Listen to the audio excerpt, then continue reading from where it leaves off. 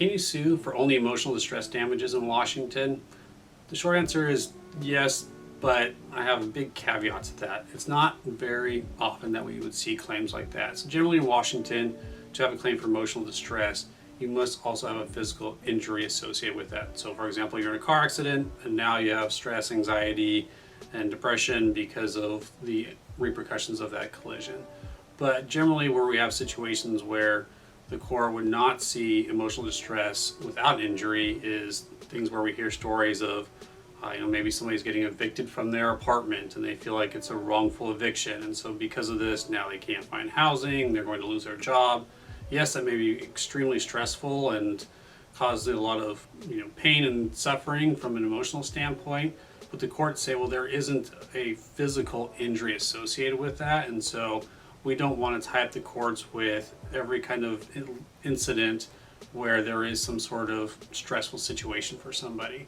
Now, where you might see a situation where the court would be okay with emotional damages for just some sort of non-physical injury is if somebody is doing something that's causing harm to another person. There was something in the news a few years back where this person was calling up fast food restaurants and acting like they were some supervisor, and they were a security person, and they made the store managers take somebody else into the back room, an employee, made them strip search and told them, we have video of you stealing things and you must do this investigation. And so now you see that situation, even though that person that was forced to strip search in the back office of this fast food restaurant wasn't physically injured, but the mental injury with that would be so outrageous that the court would say, yes, this is a viable claim.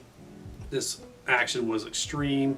What the person did in calling in and making this whole thing happen was, intended to cause this person this extreme emotional distress. And so that would be something that the court would look at. You might see a situation if somebody, caused injury to somebody that you knew, or possibly they, saw you and they killed your cat or dog in front of you, something like that, where they knew you would see it and they knew that you would have an extreme reaction to it, then you might have a claim there. And so, as I mentioned, those claims are generally very limited.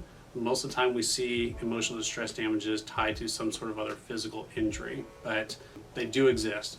Generally where we focus our practice on is cases where there has been a physical injury that coincides with that emotional distress. And so if that's a situation that you have some more questions about that and what that claim looks like, feel free to reach out to us because we do offer a free consultation.